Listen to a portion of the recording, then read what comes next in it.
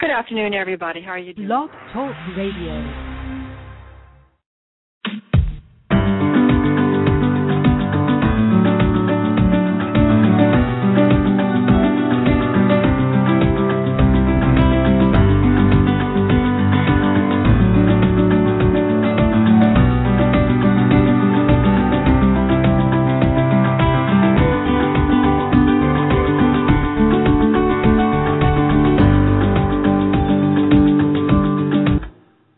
One of the saddest topics I think we could possibly ever address is the death of a child and how parents have to endure the subsequent experiences they have at the recognition that their child is never going to return.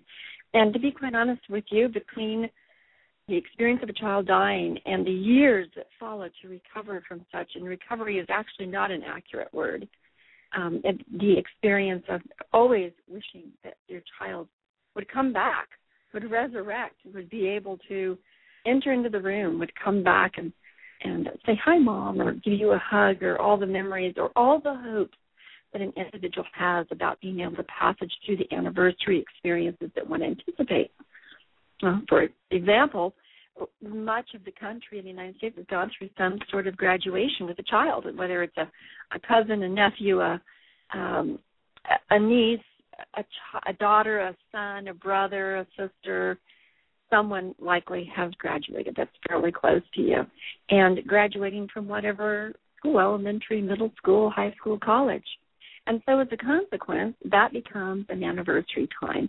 And I decided to do this show very specifically because a friend of mine many, many years ago had their child returning from graduate night out in Disneyland, since we live in the Los Angeles area, and they spent the whole night out having a fantastic time with their peers, just so excited about having gotten through those 4 grueling years of high school and application to college and the future lying ahead.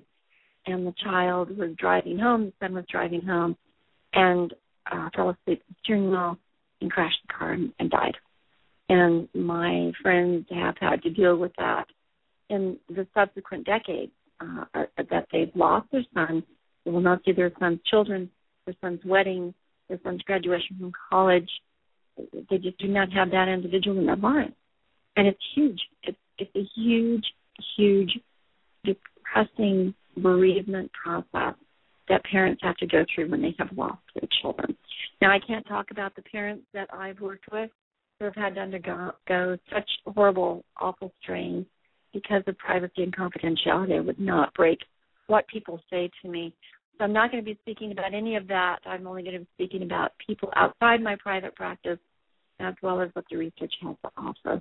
And take a look at this. Within this year, 12,000 children will be diagnosed with cancer, and many of them will die. At least 25% of them will die. 7.6 million children before the age of 5 will die this year. And much of that, it's said that 75% of that's preventable. And, of course, that's throughout the whole entire planet. 75% of them are preventable because it's related to illnesses or to some living condition that they just don't have the money to be able to keep their child alive. Those parents will have bereavement. How many children die in car accidents after they get their license or when their friends are driving them? And that, of course, is one reason why we have so many changes in our driver's license laws these days. And parents will have to endure the death of their child due to car accidents, due to drinking, drugs, due to natural causes, earthquakes, storms, disasters that we've been seeing all over the planet within the last few weeks have taken children's lives and left the parents to mourn as a consequence. And then, of course, since I work so much with soldiers and soldiers' families, how many soldiers have died so that their parents have to endure the loss of their child, and only for what reason? For some cause, national cause. But really, is that a good enough reason? Is there ever a good enough reason to lose a child? To lose a child to an accident, illness, a natural disaster, suicide, or war? I'm not sure there's ever a good enough reason for a child to outlive their parent to outlive their child. In some respects, it seems actually quite unnatural. I think that a child would die before a parent. And yet, it happens in many, many cases. So the statistics are extremely high that a parent will lose a child, whether before the child's even born, stillbirth, or a breach of the birth process that causes complications, or in vitro, where there is a loss of the child before the child is even born. But then how about those many parents that have to go through it when their child is still young, still very dependent on them? There are lots of phases that parents go through in a desperate process of trying to survive the loss of a child and move on. The first of which is, of course, the denial that it's actually happened, and they do continue to feel like the child should just walk in the door. That's some awful, horrible nightmare that they hope to wake up from. And then every day, the pain, every night, the pain of the life. And this is not a horrible nightmare. It is a daymare. It is a life disaster that their child has died. Secondly, parents also have to overcome feeling not only grief-stricken but guilty.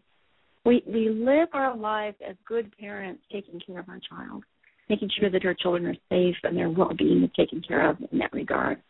And then when a child is dead, there's that same feeling of, oh my gosh, it was my responsibility. And in some cases, it might be. And that is the worst type of guilt possible. But in other cases, even when the parent has no control over the natural disaster or an illness or an accident or a child that decides to go and become a soldier and dies in battle, even when the parent has no control over it, you're still, if only I had done this, if only I had done that, my child would still be here, my child would still be around. Maybe I didn't do enough of this, maybe I didn't do enough of that. The guilt is definitely part of the process a parent has to go through. Now, when a child dies, it is equivalent to a serious clinical depression that parents go through. The bereavement process is filled with such retching grief. It's such retching pain, loss, a sense that things are so wrong about what's occurring that is hard to describe and not something I would wish on anyone.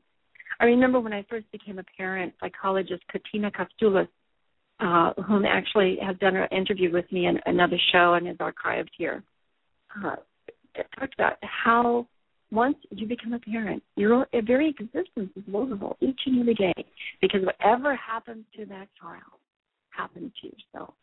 The power of empathic identification of a parent with a child is in part what drives a parent to take such good care of a child. Sometimes the parent might be a helicopter parent or a hovering parent. It doesn't matter. Sometimes the parent may be even hands-off. The hands-off parent still full of love and enjoyment of a child's progression through life will suddenly be rankled by the experience of not being able to see a child progressing through life. So deep grief, deep guilt, a sense of only if I had done this, that, or the other, a chronic sense that the child should walk in through the door. I'm missing out on all the years and years of future looking for all the anniversaries that the parent might be able to have anticipated. These are nightmares. These are the horrific nightmares and daymares that parents have to go through. And imagine a parent going out in an ordinary existence of life and with friends or neighbors or even in grocery stores seeing parents interface with other children and being reminded yet again, over and over again, multiple times in a second, in an hour, that their child is gone and they're not going to be ever experiencing what it is those other people are experiencing. I do have to say that it is my experience with individuals like this that they cannot stand the thought that anybody would take for granted the time they could have with their children, and that anybody would be upset with a child and all those little nitty-gritty details because they would do anything to have those nitty-gritty annoying moments back with their child. Well, Pamela Yount, author of a book called Rhythmatic, had to face how she was going to recover from parenting a child that died of AIDS and what it meant to her to face her own inadequacies, her own lack of responsiveness to her child, meaning the guilt, and then how she was going to become wiser as a consequence and that is yet another stage that many parents